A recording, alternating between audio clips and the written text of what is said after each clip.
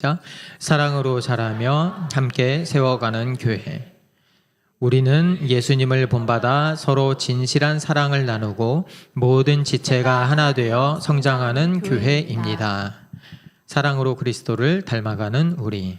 우리는 사랑으로 진리를 말하고 살면서 모든 면에서 자라나서 머리가 되시는 그리스도에게까지 다다라야 합니다. 머리 되신 그리스도와 하나 되는 교회.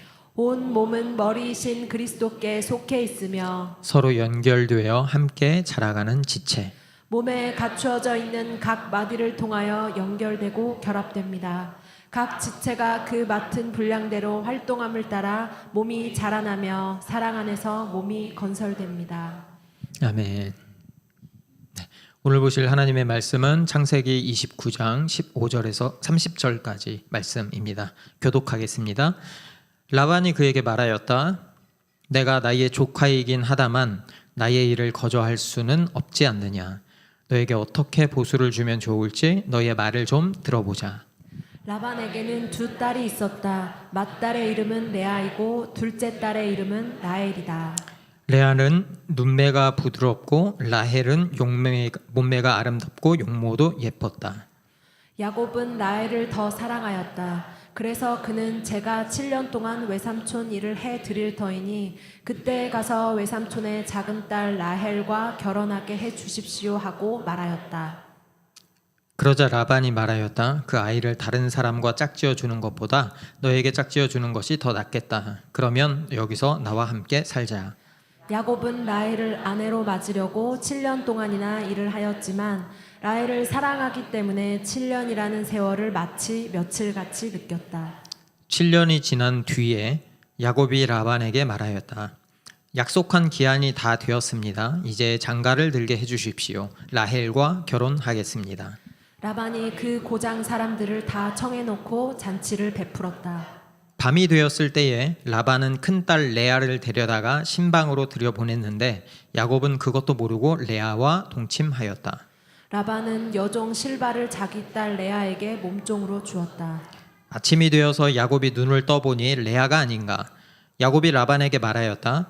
외삼촌께서 저에게 이러실 수가 있습니까? 제가 그동안 라헬에게 장가들려고 외삼촌 일을 해드린 것이 아닙니까? 외삼촌께서 왜 저를 속이셨습니까? 라반이 대답하였다. 큰 딸을 두고서 작은 딸부터 시접 보내는 것은 이 고장의 법이 아닐세. 그러니 이래 동안 초래 기간을 채우게. 그런 다음에 작은 아이도 자네에게 주겠네. 그 대신에 자네는 또 7년 동안 내가 맡기는 일을 해야 하네. 야곱은 그렇게 하였다. 그가 레아와 이래 동안 지내고 나니 라반은 자기 딸 레아를 그에게 아내로 주었다. 라반은 여종 빌하를 자기 딸 라헬에게 몸종으로 주었다. 함께 읽겠습니다. 야곱이 라헬과 동침하였다. 야곱은 레아보다 라헬을 더 사랑하였다.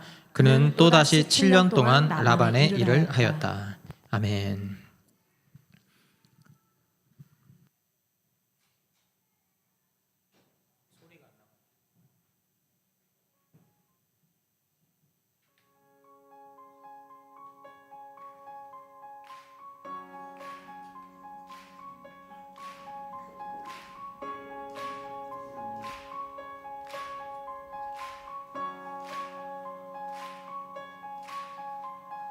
부끄러운 나를 덮어주시고 환하게 빛나는 새날을 주시네.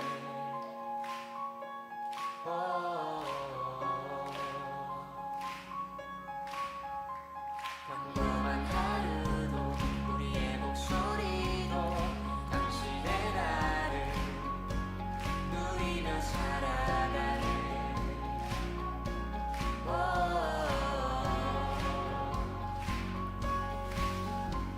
비련한 사랑 아버지의 유산 주의 사랑을 온 땅에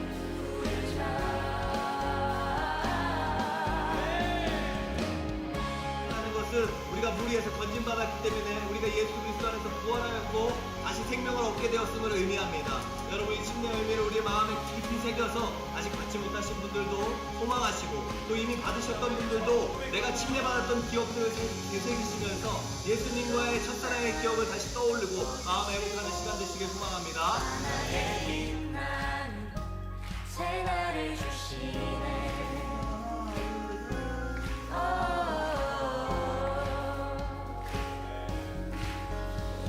평범한 하루도 우리의 목소리도 당신의 나를 누리며 살아가네.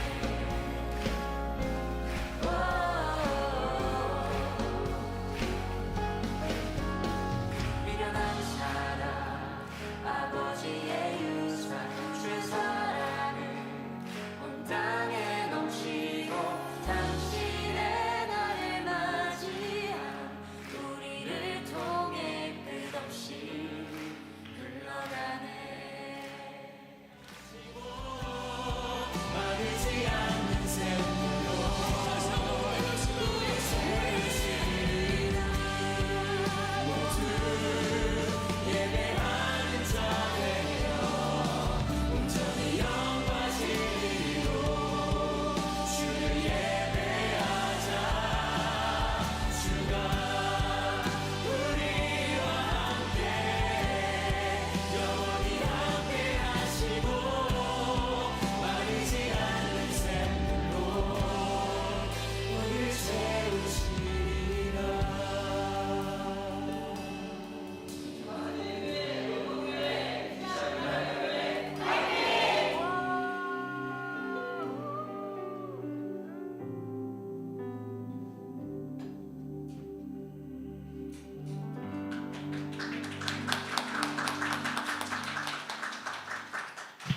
네, 하나님의 은혜 가운데 정말 은혜 넘치게 잘 마쳤습니다.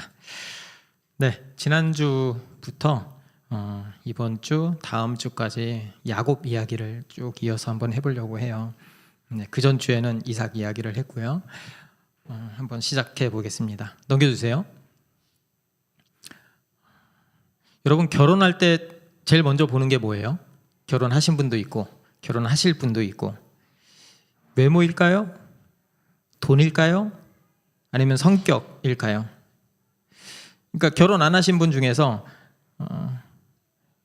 결혼 조건이 뭐야? 라고 이렇게 물어보면 뭐라고 대답하실래요? 이게 결혼 조건인데 이 사람은 이거여야 됩니다. 이건 절대 안 됩니다. 이런 거 있잖아요. 아마 머릿속에 조건표 하나씩은 말은 안 해도 가지고 있을 거예요. 근데 제가 조사를 한번 해봤어요. 통계 자료를 몇 개 찾아봤는데 요즘 신혼부부들에게 결혼할 때 결정할 때 가장 중요한 게 뭐냐고 물었더니 무려 62.5%가 성격이래요. 성격. 그 다음이 의사소통, 그 다음 외모 순서고요. 그러니까 직업이나 연봉은 3.3%밖에 안 된대요. 제가 이걸 보고 놀랐어요. 왜 3.3%밖에 안 될까? 그리고 결혼해서 뭘 얻고 싶어요? 라고 이렇게 질문하니까 넘겨주세요. 77.4%가 결혼해서 심리적인 안정을 얻고 싶습니다. 압도적이죠. 이 사람이 내 옆에 있으면 편할 것 같아요. 안정이 될 것 같아요. 그래서 결혼하고 싶어요. 이런 이야기를 했다고 해요. 그런데 질문을 조금 바꿔봤어요. 결혼 준비할 때 뭐가 제일 힘들어요? 뭘 것 같으세요? 넘겨주세요. 첫 번째가 경제적 형편이에요. 네. 무려 38.4%. 그리고 왜 아직도 결혼하지 않았습니까? 라고 물어봤더니 4년 연속으로 돈이 없어서요. 좀 모순되지 않아요? 서로 대답이. 그러니까 좀 이상해요. 어느 듀오라는 결혼 정보 회사에서 데이터를 한번 쭉 뽑아봤어요. 거기서 이제 뽑아 보니까 초혼 남성의 중위 소득이 7천만 원, 여성은 4,500만 원이래요. 그리고 8천만 원 넘는 사람도 있고 1억 넘는 사람도 있대요. 그러니까 결혼 정보 회사에서 결혼을 하려면 요 정도는 돼야 되는 거예요. 그러니까 우리가 성격이 좋아서 만나면 심리적인 안정을 얻기 위해서 결혼한다고 하지만 이 백그라운드에는 경제력이 딱 잡혀 있는 거죠. 계산기를 두드리는 거예요. 그러니까 현실적이면서도 동시에 낭만도 찾고 싶은 그 모든 걸 가진 배우자를 원하는 거죠. 그런데 여러분, 그렇게 해서 결혼하신 분 손 들어보세요. 그렇게 해서 결혼하신 분, 이 사람 만나면 심리적인 안정도 있고, 그러니까 말은 안 했지만 이게 어느 정도 기반도 좀 돼 있고, 이래서 결혼했다. 손 못 들죠? 이렇게 하면 속물처럼 보이니까. 나 이렇게 안 하고 결혼했다. 이거 없이 그냥 첫눈에 반했다. 한 분밖에 안 계세요? 두 분? 저도 손 들었습니다. 네. 우리가 생각은 그렇게 하는데, 그렇게 결혼하시는 분도 있지만 막상 결혼할 때 보면 말은 할 수 없지만 다른 매력에 끌려서 결혼하기도 해요. 그러니까 그녀의 웃는 모습이 너무 아름다웠어요. 그래서 원래 내 조건엔 하나도 안 맞는데 그래서 결혼했어요. 그러니까 설명할 수 없죠. 근데 끌리죠. 오늘 그 이야기를 한번 해볼 거예요. 야곱 이야기거든요. 지난주에 저희가 이제 그 영상은 올라갈 거예요. 갔을 거예요. 지난주에 야곱이 사기쳐가지고 쫓겨났어요. 도망가야 됐어요. 형이 날 죽이려고 하거든요. 그러니까 그냥 뭐 들고 나왔겠어요. 그냥 도망쳤지. 빈손이었죠. 의지할 곳도 없죠. 그러니까 엄마가 너 라반 외삼촌 집에 가라. 그러니까 간 거예요. 근데 거기에 라반한테 딸이 2명이 있었어요. 성경이 17절에서 이렇게 기록합니다.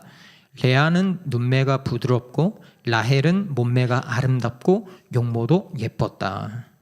그러니까 여기 성경에서는 라헬이 몸매가 아름답고 용모도 아름다웠다. 이게 똑같은 단어거든요. 여기서 예쁘다라고 표현해서 그렇지. 이거는 굉장히 강조하는 거예요. 몸매도 예쁘지, 용모도 예쁘지. 얼마나 예뻐요. 그러니까 야곱이 첫눈에 반한 거예요. 그 전에 보면 리브가도 엄청 예뻤어요. 그러니까 왕이 막 뺏으려고 하잖아요. 그렇게 한 달쯤 지났어요. 한 달쯤 지나서 라반이 야곱을 유심히 지켜봤을 거예요. 그런 다음에 15절에 이렇게 물어봐요. 네가 내 조카이긴 한데 네가 내 일을 거저할 수는 없죠. 그러니까 한 달 동안 일을 도와줬나 봐. 그러니까 거저할 수 없지 않느냐? 너에게 어떻게 보수를 주면 좋을지 너의 말을 좀 들어보자. 이렇게 말을 합니다. 그때 야곱의 대답이 놀라워요. 18절입니다.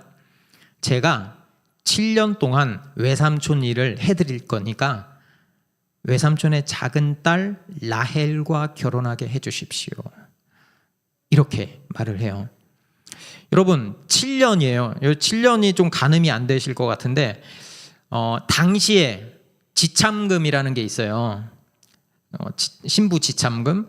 그거는 평소에 한 일반인 연봉의 한 3년에서 4년치 연봉을 지참금으로 준대요. 그런데 야곱은 7년을 던져버린 거죠.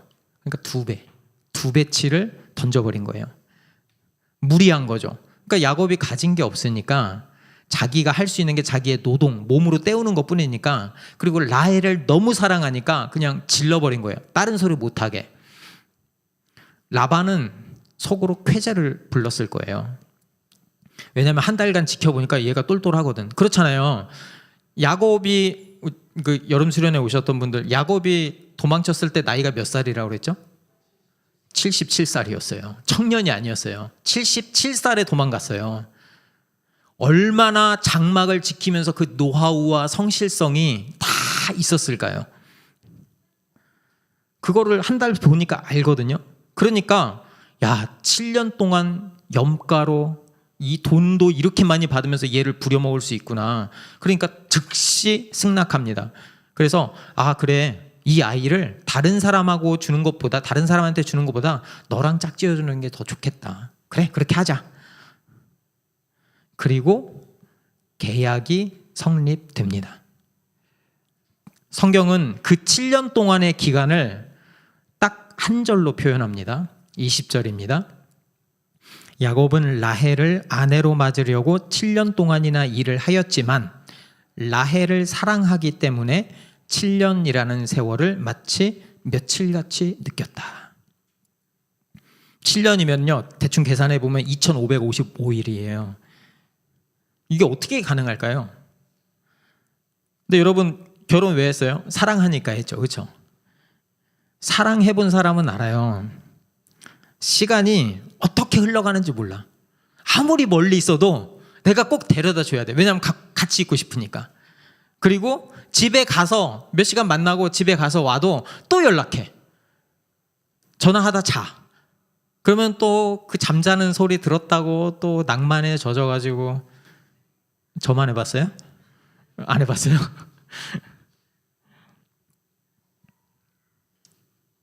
야곱이 그랬어요. 매일 아침 일어나서 일해야 되잖아요. 하루가 지나면 라헬과 그만큼 더 가까워진다고 생각하는 거예요. 결혼할 날이 남았으니까. 모든 걸 다 잃었지만 야, 내가 사랑하는 사람 라헬이면 충분하구나 이렇게 생각한 거예요. 그러니까 야곱에게 라헬은 전부였어요. 그렇게 7년이라는 시간이 쭉 흘렀습니다. 그리고 약속한 날이 다가왔어요. 그때 야곱이 라반에게 당당하게 요구합니다. 21절에 이렇게 요구해요. 약속한 기한이 다 되었습니다.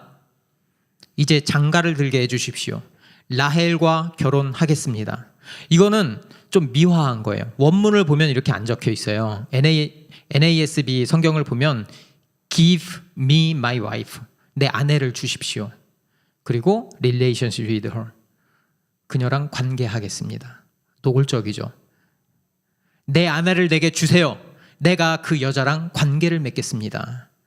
그러니까 그 당시의 상황을 보더라도 이거는 너무 노골적인 거예요. 그렇게 얘기 안 하거든요.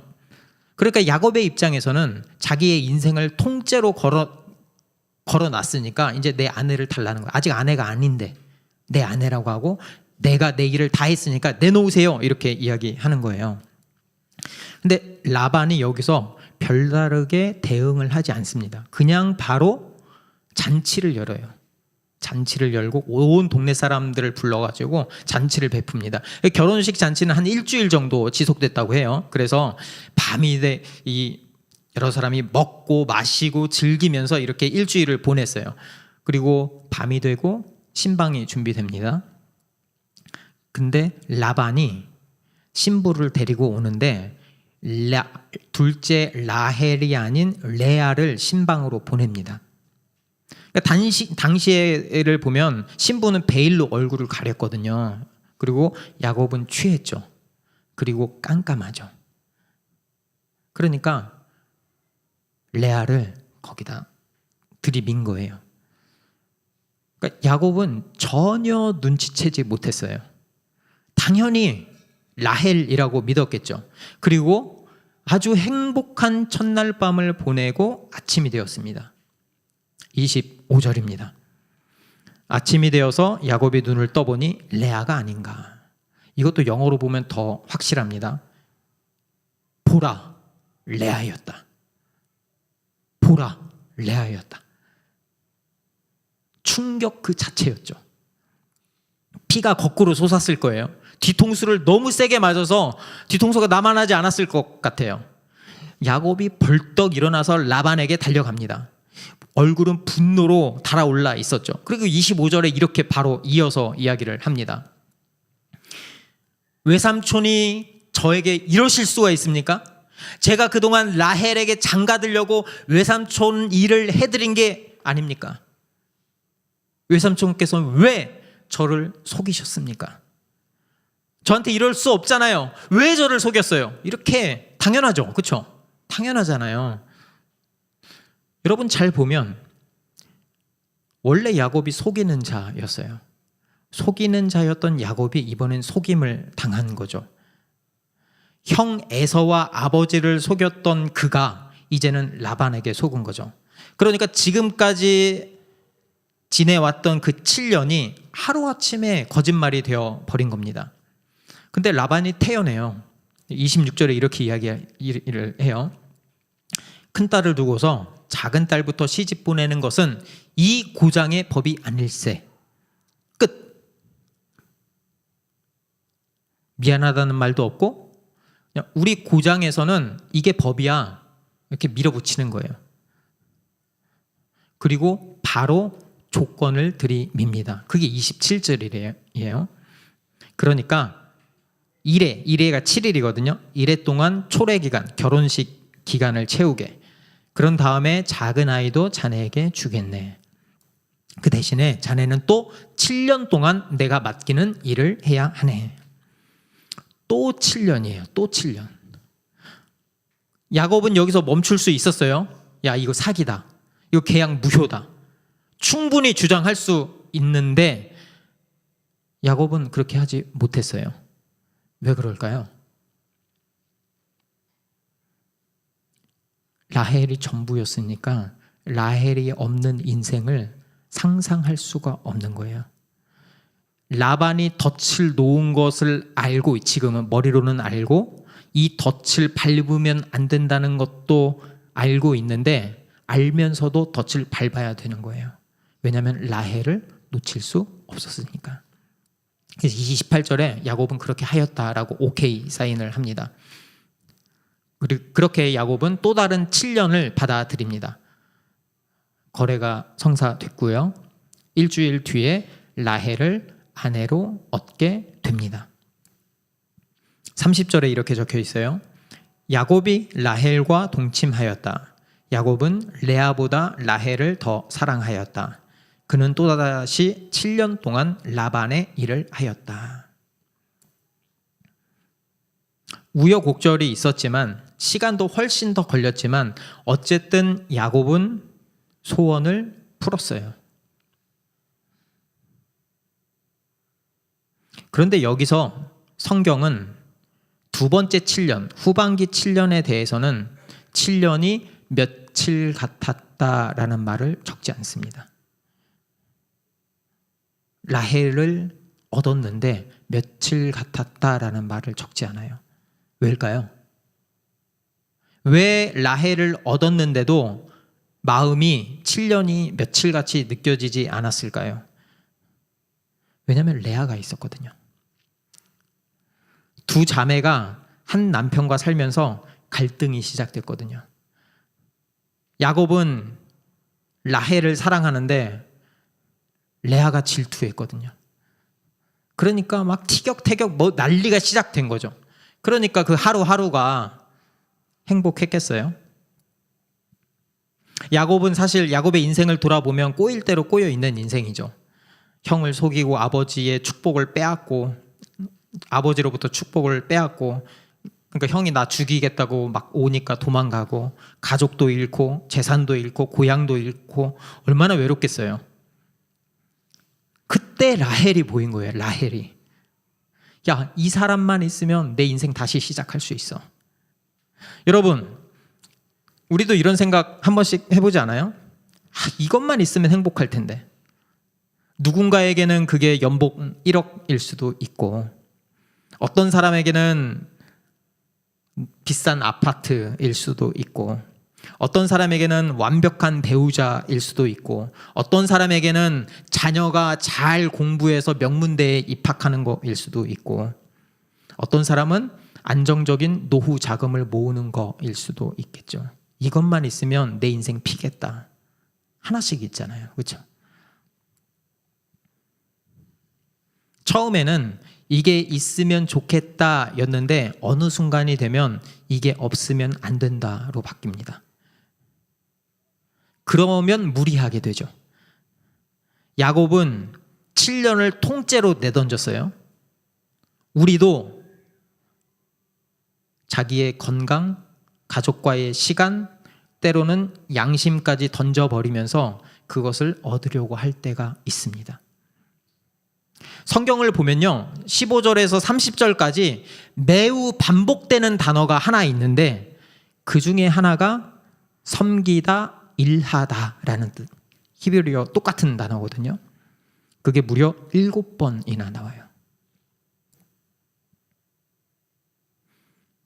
이 아바드라는 단어가 출애굽기 3장 12절에서 하나님을 향해서 예배하다라는 뜻으로 쓰인 게 이 섬기다, 일하다라는 뜻이거든요. 그러니까 야곱은 라헬을 단순히 좋아한 게 아니라 그녀를 섬기고 그녀를 위해서 살고 결국 그녀를 예배의 자리까지 올려놨다는 것입니다.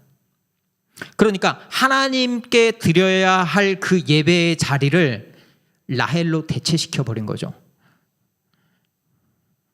그래서 성경이 7년을 며칠같이 느꼈다라고 말하는 거예요. 사랑이 예배가 되었기 때문에 내가 계산이 이성적으로 되지 않는 거예요. 판단을 흐리게 하고 다른 걸 보이지 않게 만드는 거죠. 근데 결과는 어떻죠? 아침에 눈을 떠보니까 보라 레아였다. 한순간에 다 무너졌죠.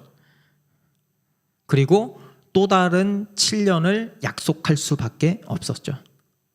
라헬이 너무 소중하니까. 저만 봐도 그래요. 회사 다닐 때 승진해야 되니까 야근을 밥 먹듯이 하고 주말도 반납하고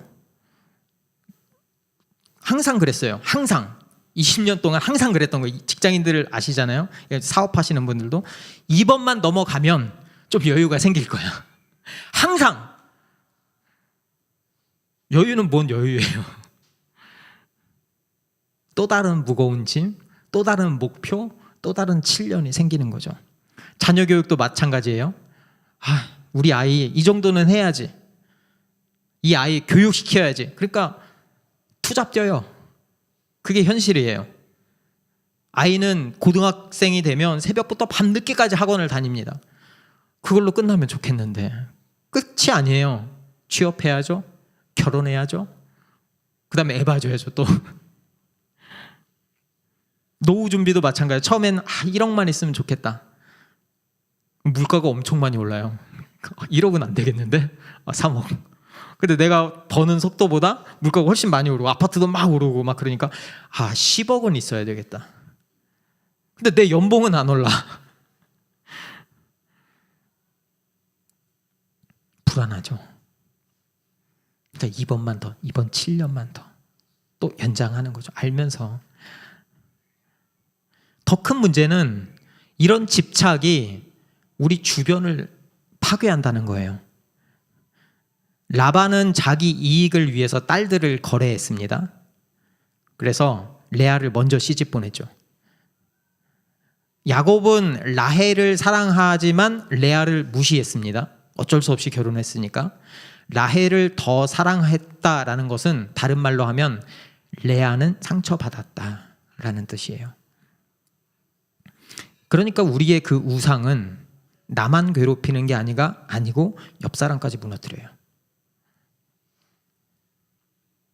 팀 켈러가 이런 말을 했어요. 좋은 것을 궁극적인 것으로 만들면 그것은 영혼의 무게를 견디지 못하고 무너진다라고 말이죠.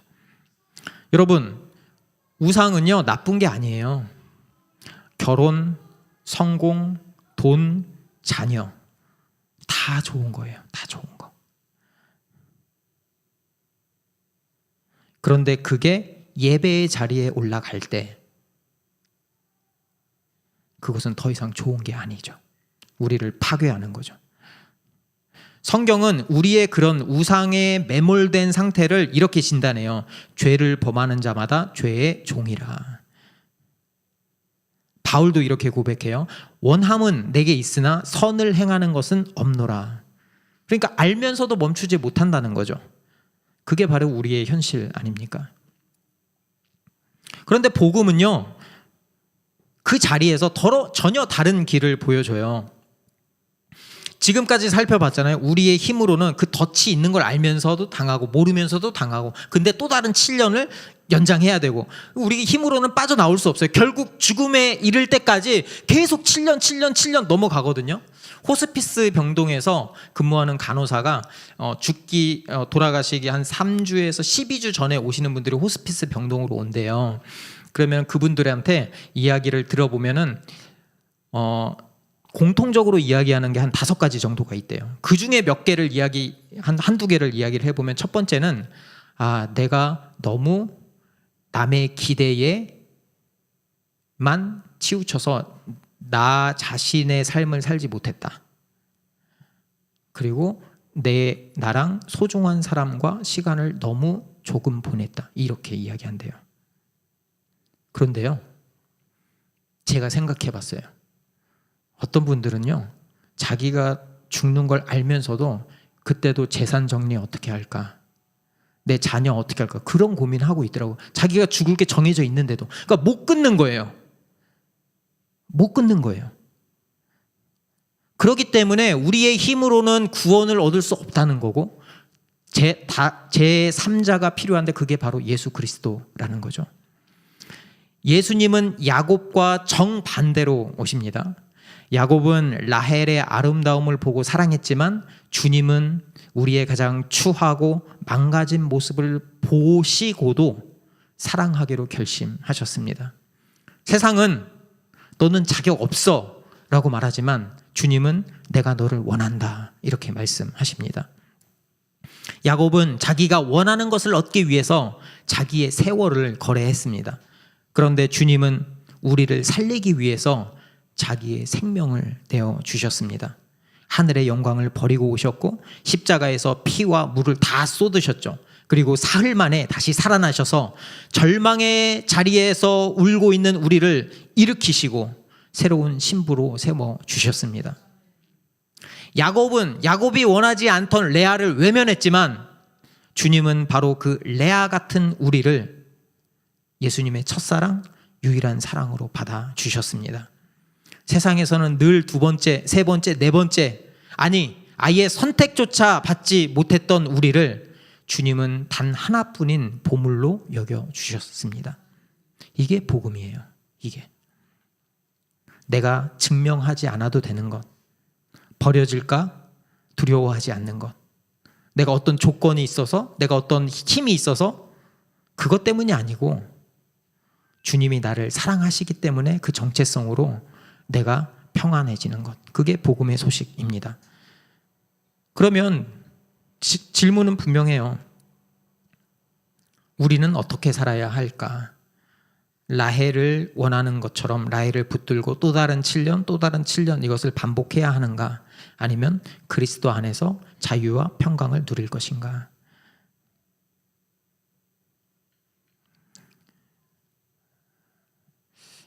좀 헷갈리면 이렇게 질문해 보면 됩니다.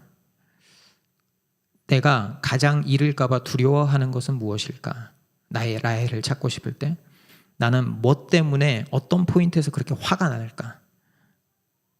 이것도 나의 어떤 걸 지키기 위해서죠. 나의 라헬이 있으니까.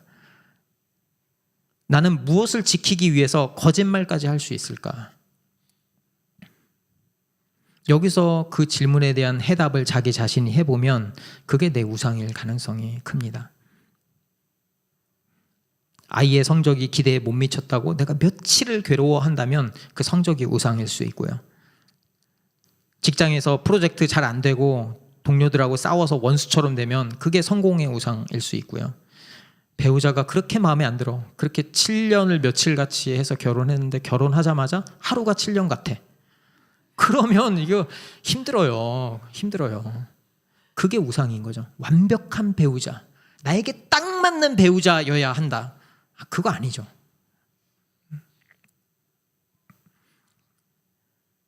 교회에서도 마찬가지예요. 내가 열심히 섬기는데 어느 순간 서운해. 원망스러워. 그러면 섬김 자체도 인정의 우상이 되어버린 거죠. 우리가 우상을 발견했을 때 어떻게 해야 되나요? 그러면 나 유튜브가 우상이니까 유튜브를 끊어야지. TV가 우상이니까 TV를 끊어야지. 그럼 될까요? 제가 TV 안 보거든요. 유튜브 봐요. 유튜브 안 볼 때 페이스북 봐요. 인스타 봐요. 돌아가. 이걸 끊어도 다른 쪽에서 나온다니까요. 그렇게 끊을 수가 없어요. 우리가. 그거 다 끊잖아요. 그러면 열심히 일만 할걸요. 일로 또 해결하려고 할걸요. 우상을 발견했을 때 중요한 거는 억지로 내가 끊어내려고 노력하는 것도 중요하지만 그거보다 더 중요한 것은 우리를 받아주신 예수 그리스도 품으로 도망치는 거예요. 주님, 제가 라헬에 묶여 있어요. 이거 제 힘으로 끊을 수가 없어요. 주님 도와주세요. 내가 끊을 수가 없네요. 주님 도와주세요.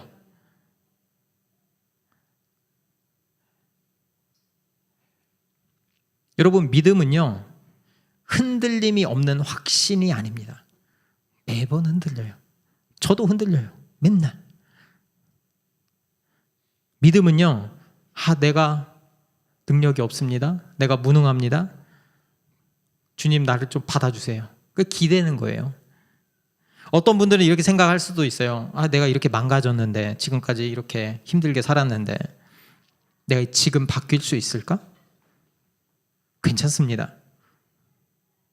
예수님은 우리를 고치기 위해서 오셨으니까요. 나는 믿음이 약해요. 나는 기독교의 교리에 대해서 듣지만 이해가 안 되고 납득이 안 돼요. 이 부분은 조금 이해가 되는 것 같은데 이 부분은 전혀 이해가 안 돼요. 저 믿음이 없나 봐요. 괜찮아요. 괜찮아.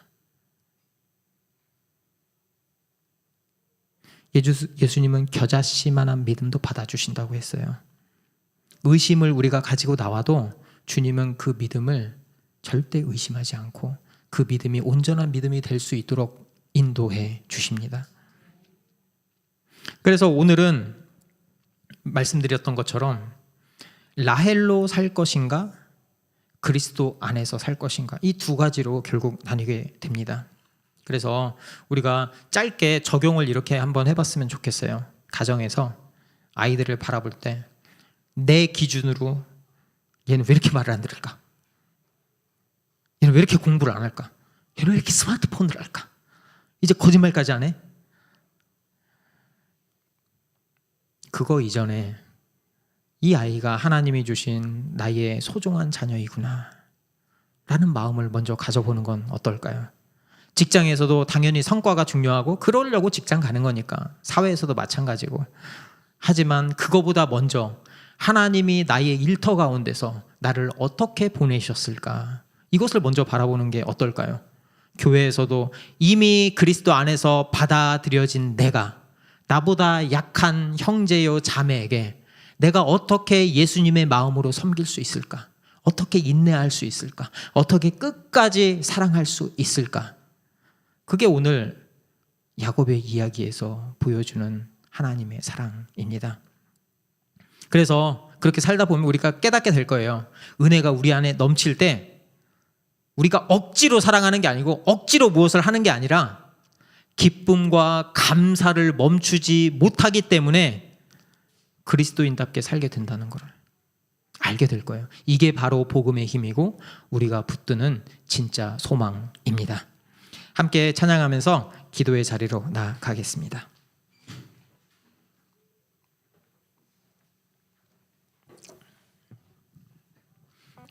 하나님의 부르심 함께 찬양했으면 좋겠어요. 하나님의 부르심에는 불구하심이 없네. 내가 이 자리에 선 것도 주의 부르심이라. 하나님의 부르심에는 결코 질 수가 없네. 나를 부르신 하나님의 신실하심을 믿네. 작은 나를 부르신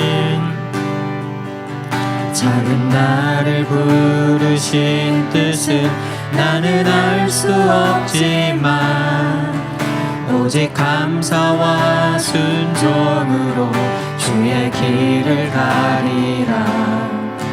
때론 내가 연약해져도 주님 날 도우시니 주의 놀라운 그 계획을 나는 믿으며 살리. 날 부르신 뜻, 날 부르신 뜻 내 생각보다 크고 날 향한 계획 나의 지혜로 증명 못하나. 가장 좋은 길로 가장 완전한 길로 오늘도 날 이끄시.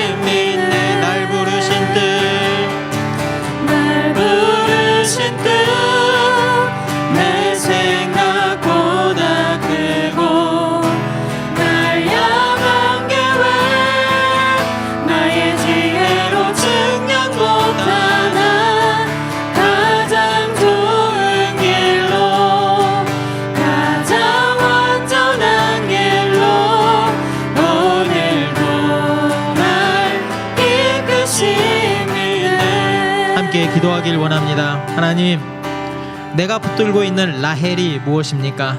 하나님, 이 시간 나의 라헬을 발견하기를 원합니다. 아버지, 하나님보다 더 높이 올려놓고 처음에는 이게 좋아서 올려놨는데 나중에는 이거 없이는 저 못 살아요, 이거 없으면 안 돼요 라고 하는 그 라헬이 무엇입니까? 이 시간 그 라헬을 발견하게 하여 주시옵소서.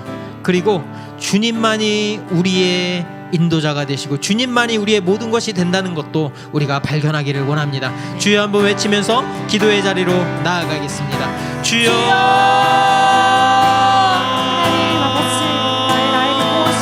아버지, 아버지, 내가 라헬처럼 라헬을 붙들고 살았습니다.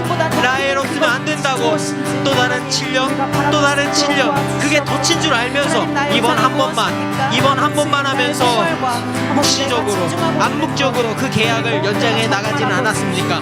거래하지는 않았습니까? 하나님이 그렇게 약속하셨지만 내 힘으로, 내 능력으로 내가 원하는 라헬을 차지하려고 지금까지 달려오진 않았습니까? 세상이 다 그런 거야. 세상에서 살아남으려면 어쩔 수 없잖아 라는 핑계를 내면서 나도 야곱처럼 라헬만 바라보면서 7년을 며칠같이 여기면서 살아오진 않았습니까? 나에게 라헬이 꼭 필요해요. 하나님을 믿으면서도 나에게 꼭 라헬이 필요합니다. 라헬이 없으면 안 됩니다 라고 소리친 것은 아닙니까? 이 자리에서 나만의 라헬이 무엇인지 발견하기를 원합니다. 하나님, 내가 놓지 못하는 것, 내가 내려놓지 못하는 것이 무엇인지 하나님 발견하게 하여 주시옵소서. 이 시간 내가 내 힘으로 나만의 라헬을 내려놓을 수 없습니다. 하나님, 나를 붙들어 주시고 나와 함께 계신 주님, 나만의 라헬을 내려놓게 하여 주시옵시오. 내가 주님 품으로 도망갑니다. 주님의 은혜로, 주님의 십자가의 은혜로 나만의 라헬을 내려놓게 하여 주십시오. 그래서 하나님을 바라보기를 원합니다. 하나님의 은혜를 경험하기를 원합니다. 하나님의 사랑에 젖어들기를 원합니다. 하나님 붙들어 주시옵소서. 하나님 은혜 베풀어 주시옵소서. 아버지, 그래서 하나님과 함께 동행함으로 주여 나만의 라헬을 내려놓고 하나님과 함께 그 은혜를 주체하지 못하면서 하나님과 동행하며 살아가기를 원합니다. 나의 인생 마지막 날 하나님 감사합니다. 하나님과 함께 해주신 주님, 하나님 나와 함께 해주신 주님 감사합니다. 고백하는 시간이 되기를 원합니다. 아버지, 들어 주시옵소서. 주 오늘도 날 이끄신, 날 부르신 뜻, 날 부르신 뜻 내 생각보다 크고 날 향한 계획 나의 지혜로 증명 못하나 가장 좋은 길로, 가장 완전한 길로 오늘도 날 이끄신 믿네. 우리 다 함께 이렇게 기도했으면 좋겠어요. 하나님, 이 세상에 사라질 것들에 내 인생을 걸지 않게 하여 주십시오. 이 세상에 돈도 중요하고 건강도 중요하고 직장도 중요하고 다 중요하지만 그것은 우리의 숨을 멈추는 그날 다 사라질 것들입니다. 아버지, 영원한 것을 바라보기를 원합니다. 예수님이 우리를 하나님의 자녀 삼아주시고 영원한 하나님 나라로 인도하여 주셨습니다. 그 하나님을 바라보게 하여 주십시오. 아멘. 그래서 우리의 일생 가운데, 우리의 인생 가운데, 우리의 가정에서, 교회 안에서, 우리의 직장에서, 그 모든 곳에서 하나님의 시선으로 그 모든 것을 바라보기를 원합니다. 예수님의 시선으로 바라보기를 원합니다. 한 영혼, 불쌍하게 울고 넘어져 있는 그 한 영혼이 무엇인지, 나에게 맡겨진 그 일터가 어떤 자리인지 먼저 생각하게 하여 주십시오. 하나님이 나를 어떤 마음으로 그 자리에 보내셨는지 그 정체성과 그 결단을 가지고 나아가기를 원합니다. 하나님, 썩지 아니할 것에 나의 인생을 걸게 하여 주십시오. 하나님의 상급을 누리면서 그 은혜를 누리면서 살게 하기를 원합니다. 우리가 그렇게 결단하면서 기도의 자리로 나아가겠습니다.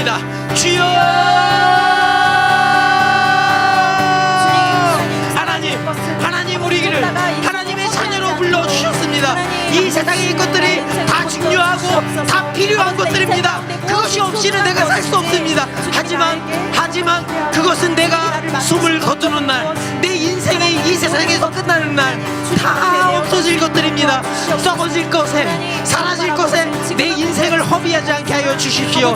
아버지, 그 세상을 살아가면서 하나님이 주시는 썩지 아니할 것에 내 인생의 중심을 걸게 하여 주십시오. 그래서 우리의 신앙관이 바로 서기를 원합니다. 내 안에 라헬이 있는 것이 아니라 내 안에 하나님이 주인 되게 하여 주십시오.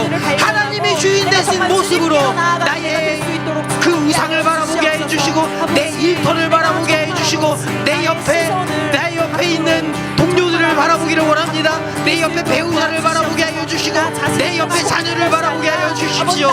나의 기준에 맞지 않는다고 정죄하고 판단하는 것이 아니라 예수님의 마음으로 그 사람이 얼마나 아플까, 그 사람이 오죽했으면 그 넘어졌을까, 예수님의 마음으로 살아가게 하여 주십시오. 나의 우상, 내가 놓지 못하는 나만의 아집, 나만의 고집을 내려놓기를 원합니다.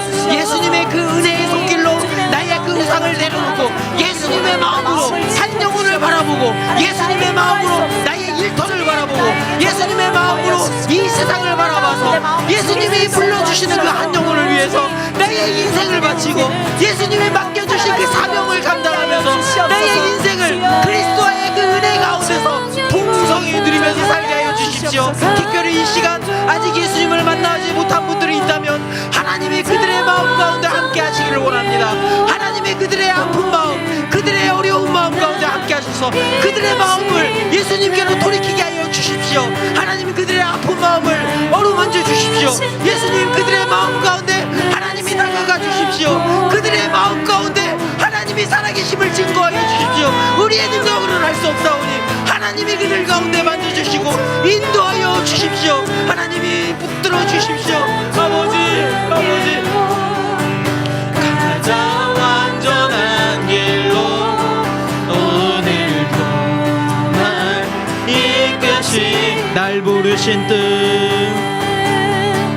날 부르신 뜻, 내 생각보다 크고 날 향한 계획, 나의 지혜로 증명 못하나 가장 좋은 길로, 가장 완전한 길로 오늘도 날 이끄신 믿네.